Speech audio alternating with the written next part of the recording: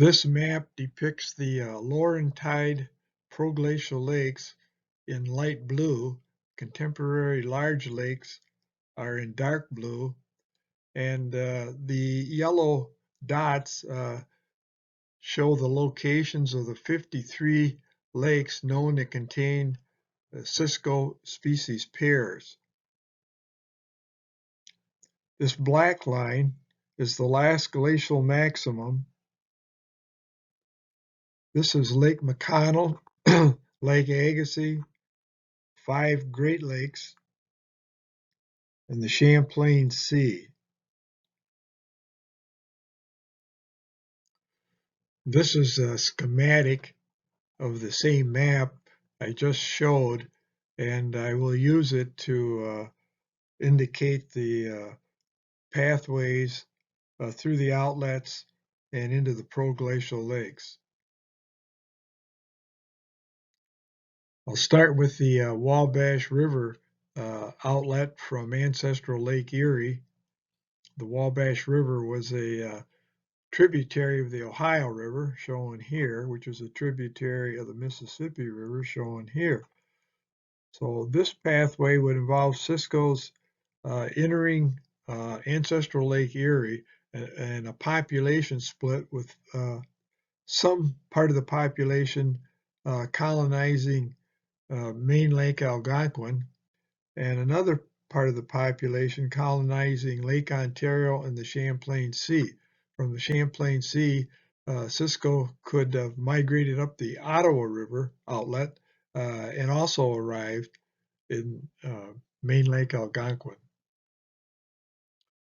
The second pathway involves the Illinois River outlet from Lake Michigan, and here we envision Cisco's migrating up the Illinois River, which was also a tributary of the Mississippi River, and migrating up into main Lake Algonquin.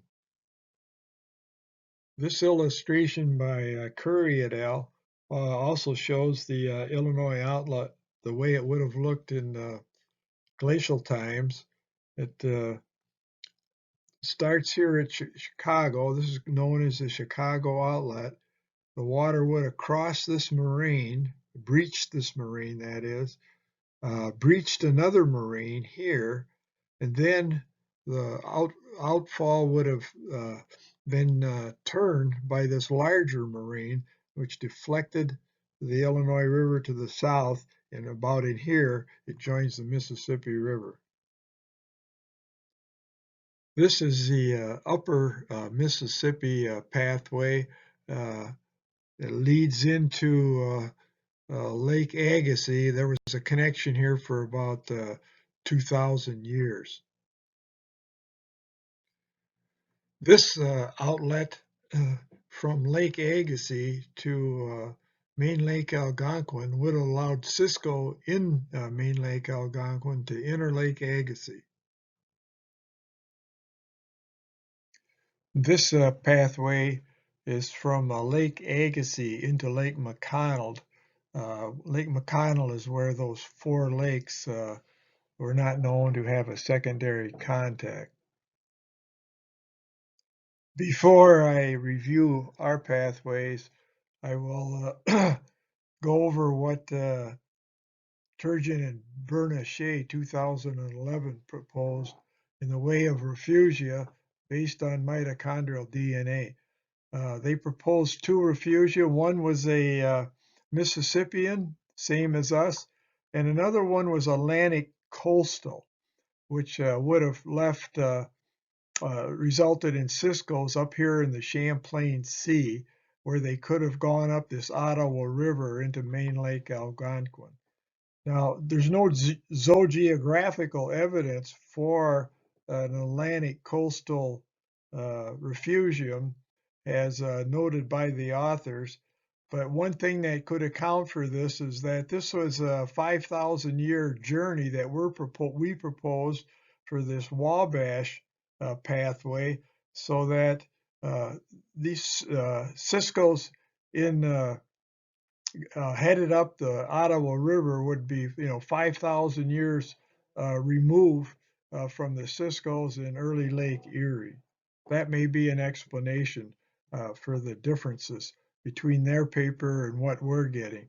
But continuing on, you can see that we have a secondary contact here, and we have a secondary contact here, and that the Cisco resulting from this secondary contact would have uh, entered Lake McConnell, so that those four lakes with Cisco species pairs would have all been uh, resulting from secondary contacts.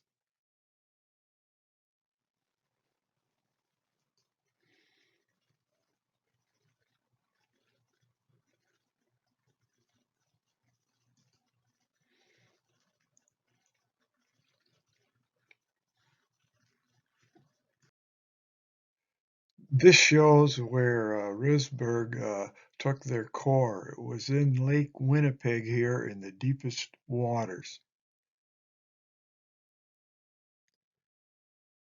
This figure depicts the results of Risberg et al. Their core time, the dating of the core is here, going down to about 8,000 years. This is the length of the core where various sections were made. And what we're interested mainly in is the proportion of diatoms of all of the fossilized algae. And we see that's these lines here. And we see that it's pretty consistent uh, uh, from the Lake Winnipeg sediments that diatoms are about 95% of the fossilized algae. Once the core gets into the sediments laid down in Lake Agassiz, it's barren of fossilized algae. This means that there was no food web of the type uh, we encounter today in our large lakes. So this creates a bit of an explanation of we know that various species, including Cisco, use the proglacial lakes to disperse, but if there was uh, no food web, how did they do it? This is how they did it. They hopscotched. And what I'm going to show before I get into more into the hopscotching, I'm going to show you a location here. And this is another view. These are this is a map of superficial sediments, and this is Lake Michigan. And here's that Chicago outlet again, coming down here, crossing those moraines, and then being deflected down here to where it joins the Mississippi River. We're going to be looking at a little stretch of the Mississippi River right there.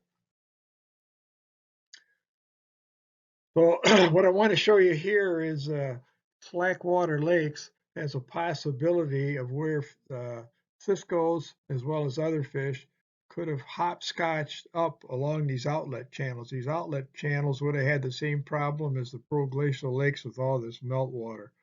And so for fish to move, they had to hopscotch from one source of essentially suitable water, fresh water, to another. And these slackwater lakes, which are crosshatch, are created as this unsorted glacial deposits are coming down the river, and they're blocking off these inlets, creating reservoirs. So this is what a slackwater lake is.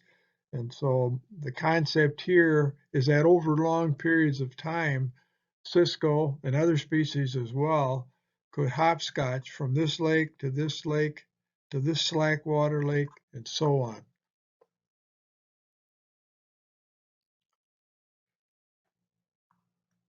Some fish were undoubtedly better at hopscotching than others. And like I mentioned earlier, lake trout would have probably been the best hopscotcher.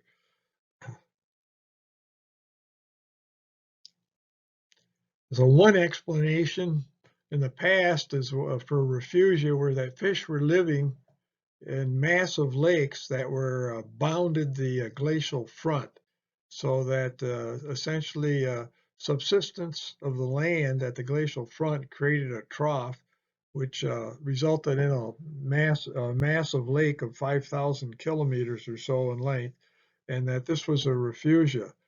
Uh, I won't go back and show you that map of surficial settlements again, but if you look at the map for the northeastern United States, across the whole glacial front, uh, lacustrine sediments are extraordinarily scarce along the glacial front. So this would indicate there was no 5,000 kilometer long lake along the glacial front. Other people have proposed that there was a thermal impediment to migration through the proglacial lakes, and this was creating a lag. So the proglacial lakes had an average temperature of about 5 degrees centigrade. However, if we go back and think of where Cisco would have migrated from Lake Agassiz into Lake McConnell, uh, 28 species of fish made that same trip. They had about a 2,000-year window, and they would have all had to migrate through Lake Agassiz. So the cold water seems to be an unlikely impediment. And I want you to consider this: if meltwater was benign, this was the opposite of what I'm proposing. A diversity of fishes should have been near the ice margin and had access to high elevation lakes. However, many high elevation lakes have depauperate fish communities, indicating that there weren't a full complement of cold water fish species along the glacial front within these proglacial lakes. All of the Cisco lakes across 4 states are shown here with the green dots. The last glacial maximum is the yellow line. Now, our concept is that the refugia were just below the glacial front in an area of heavy permafrost. So for the upper Mississippi refugium, we visualize that the refugium would be located somewhere around here. For the Wisconsin River refugium, somewhere around here. You can see the connection with the Wisconsin River and all of these Cisco lakes further north. The Illinois River refugium would have been here below the last glacial maximum, and the Wabash refugium would have been here. We are proposing that the Cisco refugia were in heavy permafrost to minimize competition and predation with other fish species.